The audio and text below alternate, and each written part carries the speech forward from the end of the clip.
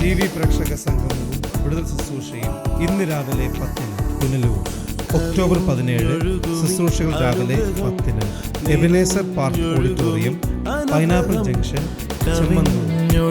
Thomas പഞ്ചാബിൽ ശുശ്രൂഷിക്കുന്നു. Indian evangelical team annual convention 2015 October 22, 23, 24, 25. ശുശ്രൂഷൻ രാവിലെ വൈകിട്ട് ബേർഷേബ മിഷൻ തോമസ് ബ്രദർ അമൃത്സറിൽ ശുശ്രൂഷിക്കുന്നു. Beersheba revival crusade 2015 October 25, 26. ഞായർ ശുശ്രൂഷ വൈകിട്ട് 6 മണി മുതൽ സൗത്ത് സിറ്റി പ്രേം നഗർ, അമൃത്സർ.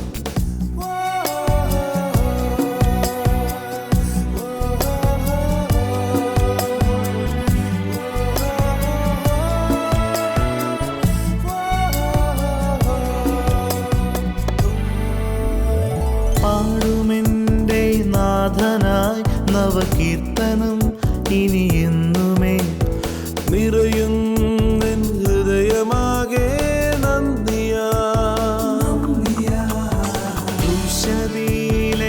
യേശുനാഥൻ ശാപമാകെ ഏറ്റതാ, മുള്ളുകൊണ്ടുള്ളോർ മുടിയായി ഏറ്റതാ.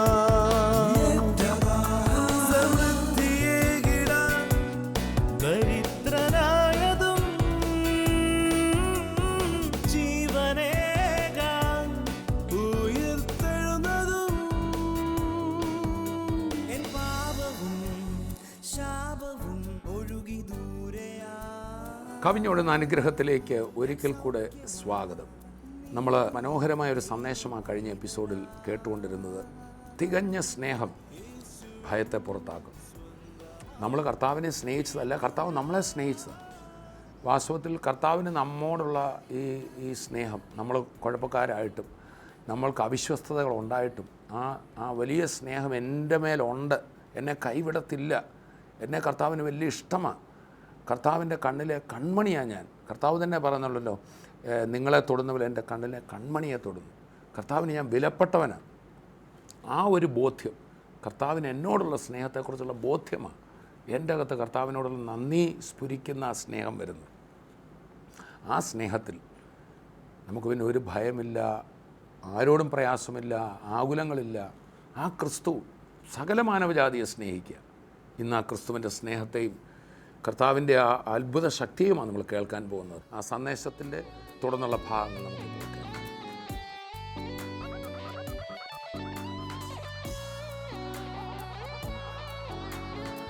ബൈബിളിലെ ചില കാര്യങ്ങൾ, ക്രിസ്തുവിൻ്റെ വരവിന് ശേഷമുള്ള കാര്യങ്ങൾ തന്നെ ഇന്ന് ഭയമായി സഭയ്ക്കകത്ത്. ദുഷ്ടനിങ്ങനെ മനുഷ്യനെ പേടിപ്പിച്ചുകൊണ്ടിരിക്കുക. അടുത്തിരിക്കുന്ന ആൾ പറഞ്ഞ ഒരു ഭയവും കർത്താവിൽ നല്ല.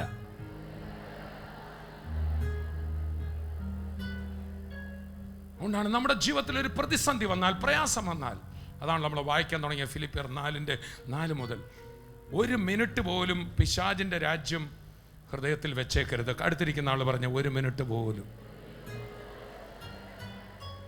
പിശാചിൻ്റെ രാജ്യം എന്താണ്? ആകുല ചിന്ത, ഭയം, നിരാശ, അത് വരും ഇത് വരുമെന്നുള്ള ചിന്ത. ഒരു മിനിറ്റ് പോലും സെറ്റിൽ ചെയ്യാൻ സമ്മതിക്കരുത്. അടുത്തിരിക്കുന്ന ആൾ പറഞ്ഞ് സാത്താൻ്റെ രാജ്യത്തിന് ഒരു ബസ് സ്റ്റോപ്പ് പോലും ഹൃദയത്തിൽ കൊടുക്കരുതെന്ന് പറഞ്ഞ് അവിടെ നിർത്താൻ സമ്മതിക്കരുത്. ചിലതൊക്കെ അതിലെ കടന്നു പോവും. ശ്രദ്ധിക്കുക. നിങ്ങൾക്കറിയാമോ, വാകത്താനത്ത് ഞങ്ങളുടെ വീടിൻ്റെ മുകളിൽ കൂടെ ഈ നെടുമ്പാശ്ശേരിയിൽ നിന്ന് തിരുവനന്തപുരത്തിനുള്ള ഫ്ലൈറ്റ് പോകുന്നു. പക്ഷെ ഞങ്ങളുടെ വീട്ടിൽ ഇറങ്ങാൻ ഞാൻ സമ്മതിക്കുകയില്ല. ചിലപ്പം പോയെന്നിരിക്കും കൈ കൊടുത്ത് പറഞ്ഞാട്ട്.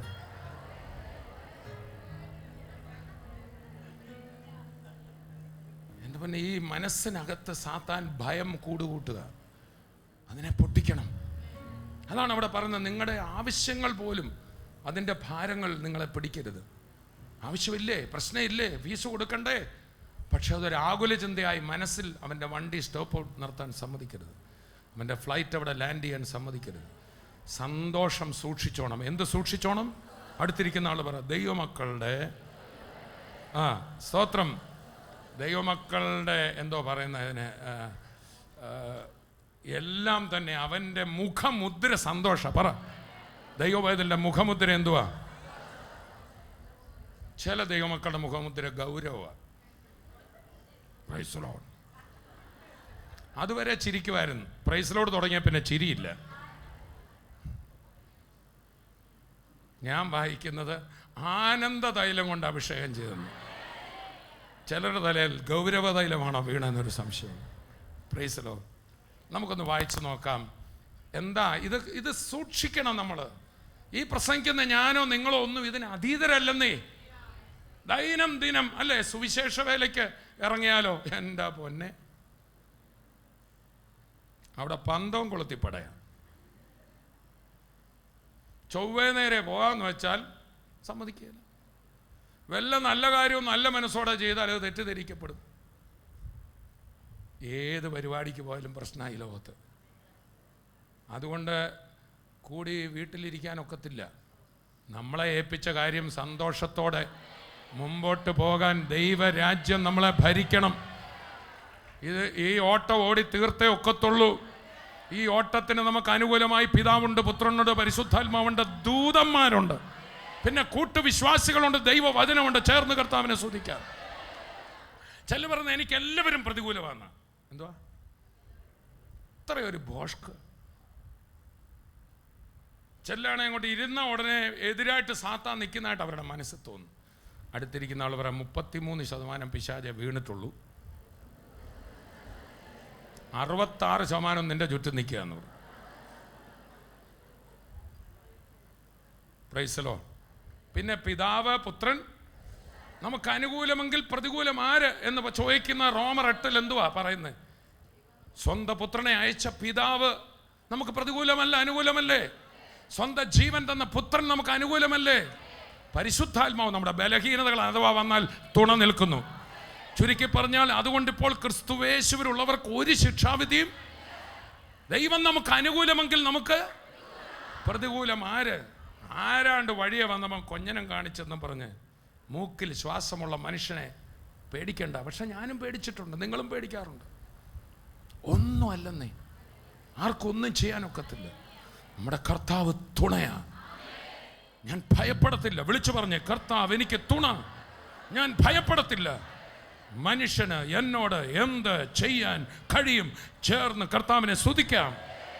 ആമേൻ, ആമേൻ. അപ്പം നമ്മുടെ മനസ്സിലേക്ക് ഈവിൾ കിങ്ഡം കയറാൻ നമ്മൾ സമ്മതിക്കരുത്. ഓർക്കെ പറഞ്ഞേ, എൻ്റെ മനസ്സിലേക്ക് ഈവിൾ കിങ്ഡം കയറാൻ ഞാൻ സമ്മതിക്കത്തില്ല. അവൻ ഓപ്പറേറ്റ് ചെയ്യുന്ന ഏതിലൂടെയാണ്?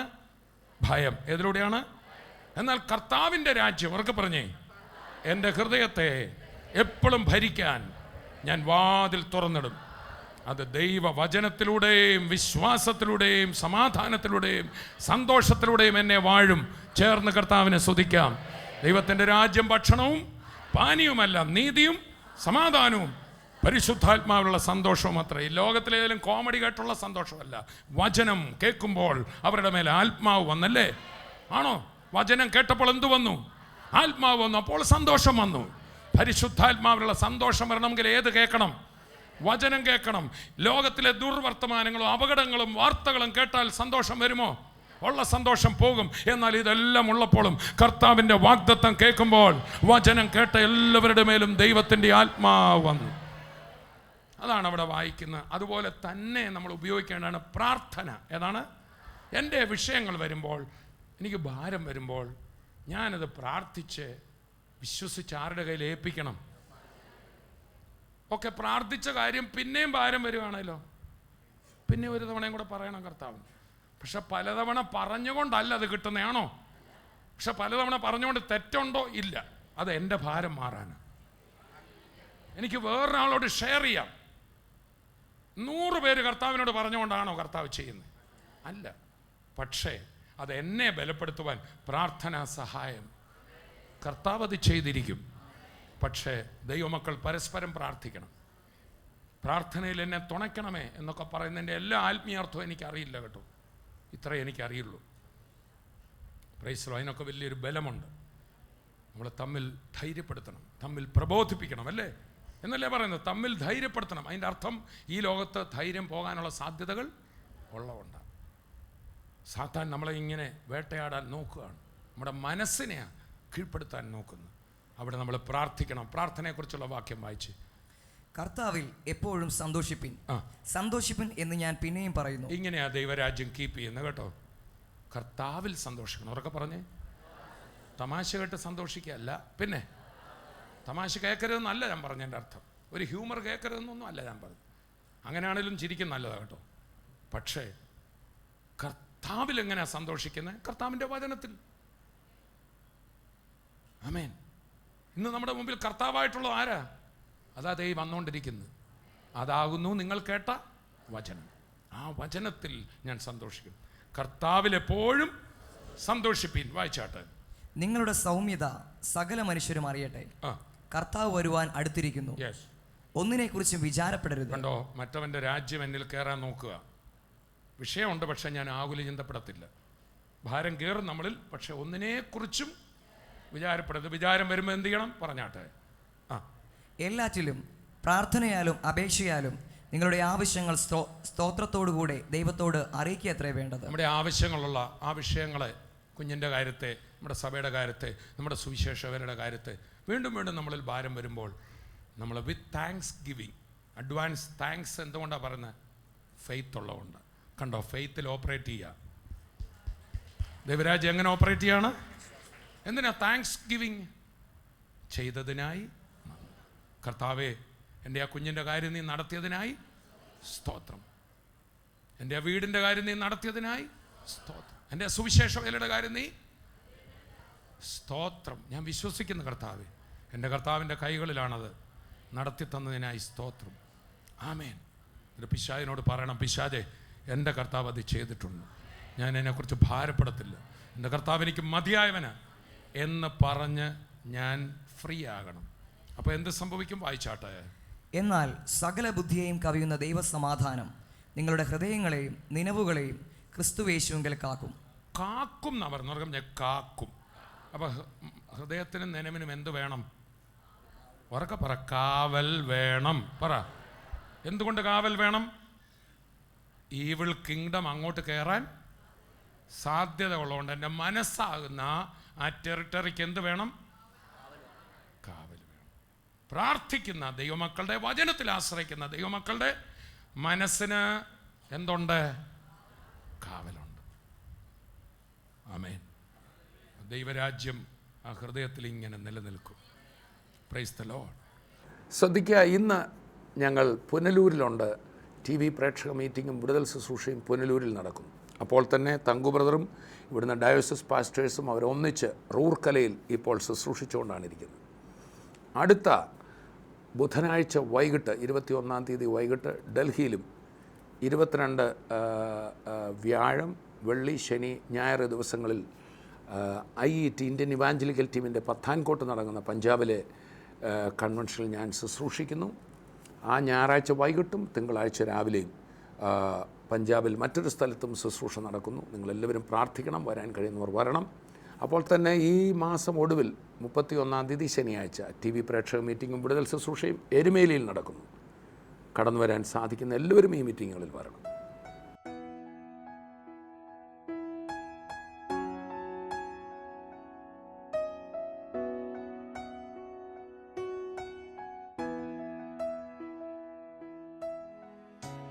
നമ്മളിനി വായിച്ച വേദഭാഗത്തേക്ക് പോകാം.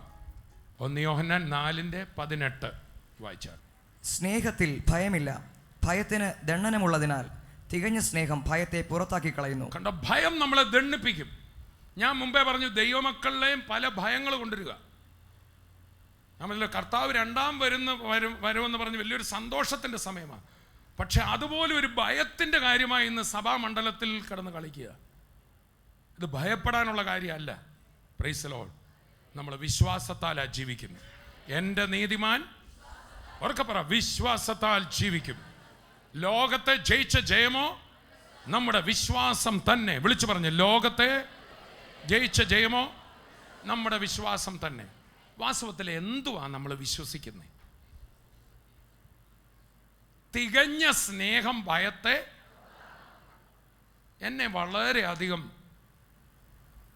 ഞാൻ ചിന്തിച്ച ഒരു വാക്യ. എനിക്ക് ഭയം വരാറുണ്ട്. നിങ്ങൾക്ക് വരാറുണ്ടോ? ഇല്ലേ? ഇവിടെ ഞാൻ മാത്രമേ ഉള്ളൂ. ഭയം വരാറുണ്ട്. അപ്പം ഞാനെപ്പോഴും ഓർക്കും എനിക്ക് തികഞ്ഞ സ്നേഹം ഇല്ലാഞ്ഞിട്ടായിരിക്കും. ഇന്ന് രാവിലെ ഈ വചനം വായിച്ചപ്പോഴാണ് എനിക്ക് എൻ്റെ സത്യം പിടികിട്ടിയത്. എനിക്ക് തികഞ്ഞ സ്നേഹം ഇല്ലാഞ്ഞിട്ടല്ല, കർത്താവിന് എന്നോടുള്ള തികഞ്ഞ സ്നേഹത്തെ ഞാൻ വിശ്വസിക്കാഞ്ഞിട്ടാണ്. അതാണ് ആ വേദഭാഗത്തിൻ്റെ അർത്ഥം. അതിൻ്റെ മുകളിലോട്ട് നമുക്ക് വായിക്കാം. അതിൻ്റെ 1 യോഹന്നാൻ 4:14 മുതൽ. പിതാവ് പുത്രനെ ലോകരക്ഷിതാവായിട്ട് അയച്ചിരിക്കുന്നു എന്ന് ഞങ്ങൾ കണ്ടു സാക്ഷ്യം പറയുന്നു. യേശു ദൈവപുത്രൻ എന്ന് സ്വീകരിക്കുന്നവരിൽ ദൈവവും അവൻ ദൈവത്തിലും വസിക്കുന്നു. ഇങ്ങനെ ദൈവത്തിന് നമ്മോടുള്ള സ്നേഹത്തെ നാം അറിഞ്ഞും വിശ്വസിച്ചും. ഇങ്ങനെ നമുക്ക് ദൈവത്തോടുള്ള സ്നേഹമാണോ അവന് നമ്മോടുള്ളതാണോ? എന്നോട് വായിച്ചു നോക്കി ആ വാക്യം, ഇപ്പം വായിച്ച വാക്യം. ഇങ്ങനെ ദൈവത്തിന് നമ്മോടുള്ള സ്നേഹത്തെ യേശുവിനെ അയച്ചതാണ് ദൈവത്തിന് നമ്മോടുള്ള സ്നേഹം. ഉറക്കെ പറഞ്ഞേ. തൻ്റെ ഏകജാതനായ പുത്രനിൽ വിശ്വസിക്കുന്ന ഏവനും നശിച്ചു പോകാതെ നിത്യജീവൻ പ്രാപിക്കേണ്ടതിന് ദൈവം അവനെ നൽകിയതാ സ്നേഹം. ഉറക്കെ പറ.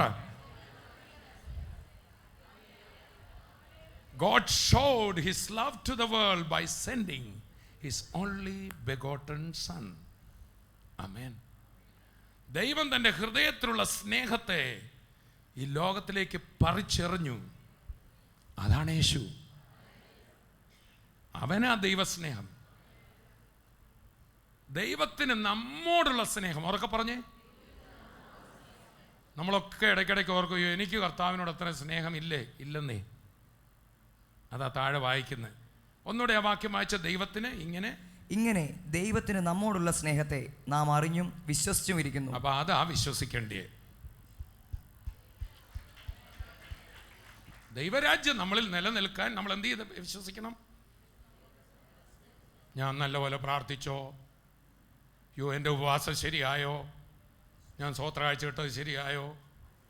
ഞാൻ രാത്രി പ്രാർത്ഥിച്ചപ്പോൾ മുഴുവൻ കാര്യവും പറഞ്ഞായിരുന്നോ? ഒരെണ്ണം വിട്ടുപോയായിരുന്നോ? കൈകൊടുത്ത് പറഞ്ഞ ഭയത്തിൽ ഓപ്പറേറ്റ് ചെയ്യരുത്. ദൈവത്തിന് എന്നോടുള്ള സ്നേഹത്തെ അറിഞ്ഞും വിശ്വസിച്ചു ഇരിക്കുന്നു. ഉറക്കെ പറ. ദൈവത്തിന് അന്നേരം ഭയം എൻ്റെ ഉള്ളിൽ നിന്ന് മാറിപ്പോവും. ദണ്ണിപ്പിക്കുന്ന ഭയം. My Jesus loves me. ഞാൻ എൻ്റെ യേശുവിന് വിലപ്പെട്ടതാ. ഒന്ന് വിളിച്ചു പറഞ്ഞേ. ഭയം ഇറങ്ങി മാറും. പറഞ്ഞേ, ഞാൻ എൻ്റെ യേശുവിന് വിലപ്പെട്ടതാ. സ്വന്തം പുത്രനെ ആദരിക്കാതെ എന്നെ സ്നേഹിച്ചു. എന്നെ അത്രമേൽ കർത്താവ് സ്നേഹിക്കുന്നുണ്ട്. എൻ്റെ തലയിലെ ഓരോ മുടികളും കർത്താവ് എണ്ണിയിട്ടുണ്ട്. എൻ തലയിലെ മൂടികളുമെല്ലാം നിർണയം അവൻ എണ്ണിയറിയുന്നു. ഓ എൻ തലയിലെ മൂടികളുമെല്ലാം നിർണയം അവൻ എണ്ണിയറിയുന്നു. ഒന്നതിൽ നീലത്തു വീണിടണമെങ്കിൽ ഉന്നത അറിഞ്ഞേ സാധ്യമായിടൂ. ഒന്നതിൽ നീലത്തു വീണിടണമെങ്കിൽ ഉന്നതനറിഞ്ഞേ സാധ്യമായിടൂ. എൻ ദൈവമേ നിന്നിഷ്ടം ചെയ്യുവാൻ വന്നിടുന്നേ ഞാൻ ഇന്നു മോദമാ. എൻ്റെ ഇഷ്ടം ഒന്നും വേണ്ട പ്രിയനേ, അങ്ങേ ഇഷ്ടം എന്നിൽ പൂർണ്ണമാക്കണേ. എൻ്റെ ഇഷ്ടം ഒന്നും വേണ്ട പ്രിയനേ, അങ്ങേ ആ പാട്ട് പാടുമ്പോൾ ആ പാട്ടിൻ്റെ ഒരു തെറ്റായ ഒരു കാര്യം വരാൻ സാധ്യതയുണ്ട്. ഇന്നെനിക്ക് വരുന്ന എല്ലാം കർത്താവ് തന്നാണ് എന്നും പറഞ്ഞെടുക്കുകയല്ല. അത് വചനപ്രകാരം തിരിച്ചറിയണം. പിശാച് കൊണ്ടുവന്നതിനെ പിശാച് കൊണ്ടുവന്നാന്നറിയണം. വിട്ട് പോടാന്ന് പറഞ്ഞതിനെ പോകാൻ പറയണം. ആ നിലയിലല്ല. എന്നെ ഭയപ്പെടുത്തുന്ന ഒരു സാഹചര്യം വന്നാലും, ഇതിപ്പോൾ വന്നത് കർത്താവിനെ അറിയാം. എൻ്റെ തലയിലെ ഒരു മുടി പോലും വീഴാൻ അനുവദിക്കത്തില്ല. ഈ പാട്ടൊന്നുകൂടെ ഒന്ന് പാടിക്കേ. എൻ്റെ തലയിലെ മുടി പോലും കർത്താവ് എണ്ണിയൊന്നൊന്ന് പാടി കരം അടിച്ച് കർത്താവിനെ സ്തുതിച്ച്. എൻ തലയിലെ മുടികളുമെല്ലാം നിർണയം അവൻ എണ്ണി അറിയും. ഓ എൻ തലയിലെ മുടികളുമെല്ലാം നിർണയം അവൻ എണ്ണി. അതിൻ്റെ ഇടയിൽ ചില പഠിത്തക്കാരുണ്ട്, അതുകൊണ്ട് മുടി എണ്ണാൻ തുടങ്ങിയേക്കാം. വചനത്തിൽ പറഞ്ഞിട്ടുണ്ട്. പിന്നെ മുടിയെണ്ണം കൊണ്ട് ഇറങ്ങുക. ഈ ബൈബിളിലെ ഓരോ കാര്യങ്ങൾ സംഖ്യ പഠിച്ച് അങ്ങ് പോവുക. എൻ്റെ തല 27,334 മുടിയുണ്ട്, അതെല്ലാം കർത്താവ് എണ്ണിയിരിക്കുക. അത് എണ്ണിക്കൊണ്ടിരിക്കുക എന്ന കാര്യം അല്ല ഈ പറഞ്ഞു. സ്തോത്രം. അതിൽ കർത്താവിൽ ആശ്രയിക്കണം. ഈ വചനം തന്നെ വേണ്ടാത്ത തലങ്ങളിലേക്ക് കൊണ്ടുപോവുക. ആ പഠിത്തം ഈ പഠിത്തം അത് ആഴത്തിൽ പഠിക്കുന്നു, മുഖത്തോട്ട് നോക്കിയാൽ സമാധാനവും ഇല്ല. ഒന്ന് കൈയെടുത്ത് പറഞ്ഞേ, പഠിച്ചുള്ള സമാധാനം കളയാതെ തിരുവചനം ഹൃദയത്തിലോട്ട് ഇറങ്ങട്ടെ. അവൻ എന്നെ നടത്തുമെന്നുള്ള ഉറപ്പ്, അവൻ മാറാത്തവനാണെന്നുള്ള ഉറപ്പ്. ഞാൻ അവനെ തെരഞ്ഞെടുത്തതല്ല, അവൻ എന്നെ തെരഞ്ഞെടുത്തു. ഞാൻ അവനെ സ്നേഹിച്ചതല്ല, അവൻ എന്നെ സ്നേഹിച്ചത്.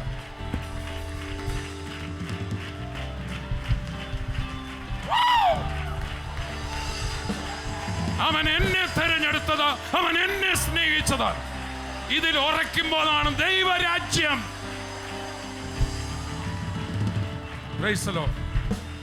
ചുരുക്കി പറഞ്ഞാൽ, അവന് എന്നോടുള്ള സ്നേഹത്തെ ഞാൻ വിശ്വസിച്ച് ആശ്രയിക്കുന്നതാണ് ഭയത്തെ പുറത്താക്കൽ. അതാണ് തികഞ്ഞ സ്നേഹം. കരമടിച്ച് കർത്താവിനെ സ്തുതിക്കാം. ഇന്ന് രാവിലെ വലിയൊരു വിടുതലായിരുന്നു. എനിക്ക് അകത്ത് ഭയം വരുമ്പോഴൊക്കെ തോന്നുമായിരുന്നു, എനിക്ക് തികഞ്ഞ സ്നേഹം ഇല്ലാഞ്ഞിട്ട്. ബാക്കി മൊത്തം അറിയാമല്ലോ, പഠിത്തമാണല്ലോ പരിപാടി. 84 തുടങ്ങിയതാ പഠിത്തം. ബൈബിൾ സ്കൂൾ വഴി എല്ലാം പഠിച്ചു. പഠിക്കുന്നതിന് കുഴപ്പമുണ്ടെന്നല്ല ഞാൻ പറഞ്ഞത്. സ്തോത്രം. എൻ്റെ മനസ്സിൽ എനിക്ക് തികഞ്ഞ സ്നേഹമില്ല. നമുക്ക് ആർക്കും ഇല്ല പ്രിയപ്പെട്ടവർ. ഇവിടെ തികഞ്ഞ സ്നേഹമുള്ളവരെ മീറ്റിംഗ് കഴിഞ്ഞൊന്ന് കണ്ടാൽ കൊള്ളായിരുന്നു.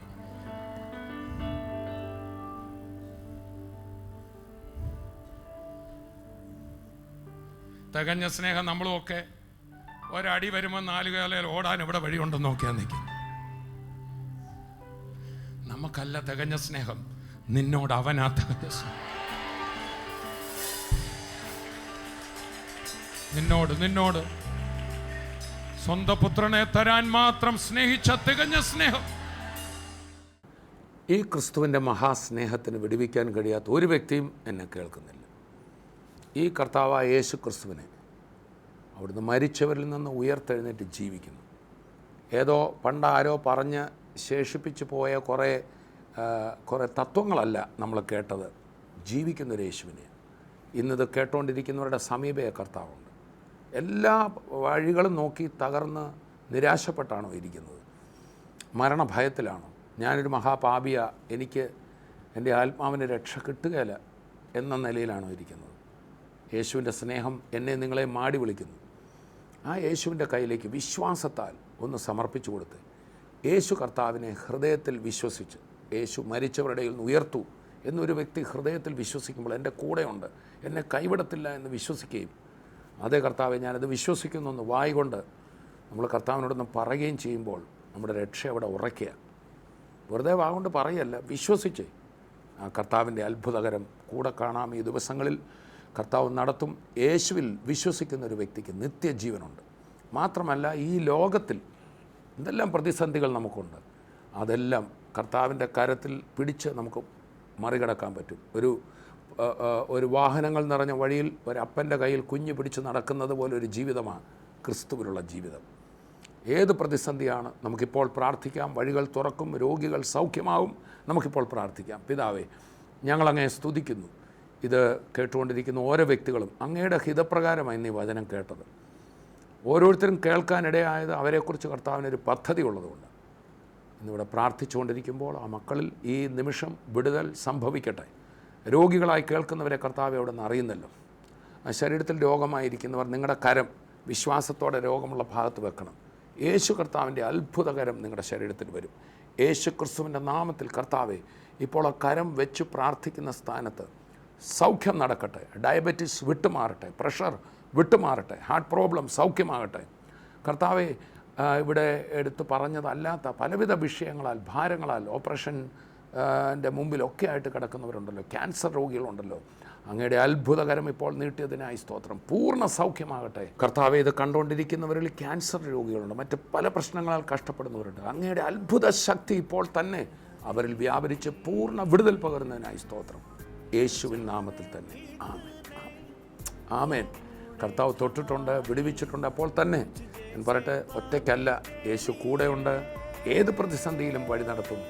കർത്താവ് നമ്മെ അനുഗ്രഹിക്കട്ടെ. അടുത്ത എപ്പിസോഡിൽ വീണ്ടും കാണാം. അതുവരെയും കർത്താവിൻ്റെ കൃപയിൽ നമ്മെ സൂക്ഷിക്കും. I bless you in Jesus name. TV പ്രേക്ഷക സംഗമവും വിടുതൽ ശുശ്രൂഷയും ഇന്ന് രാവിലെ 10-ന് പുനലൂർ. ഒക്ടോബർ 17 ശുശ്രൂഷകൾ രാവിലെ 10-ന് Ebenezer park auditorium, pineapple junction, Chemmanthur. Doctor Thomas Abraham in New Delhi. October 21st, Wednesday at 6 p.m. Sadbhavana Bhavan, adjoining to Mashigar Church, near Modi Flyover, New Delhi.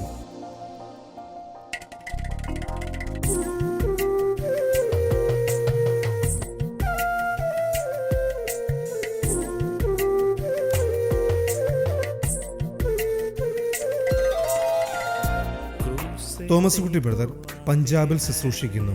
Indian evangelical team annual convention Pathankot 2015 October 22, 23, 24, 25. ശുശ്രൂഷകൾ രാവിലെ 9-നും വൈകിട്ട് 6-നും.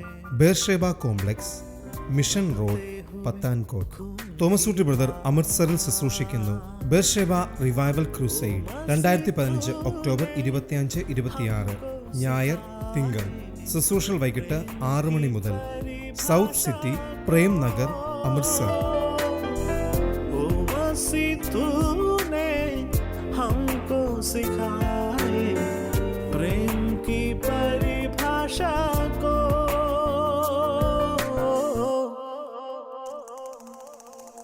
प्रेम का सागर है तू, चांदी का राजकुमार है तू, चरणों में आकर हाथ उठाकर करते हैं तेरे हम स्तुति, चरणों में आकर हाथ उठाकर करते हैं तेरे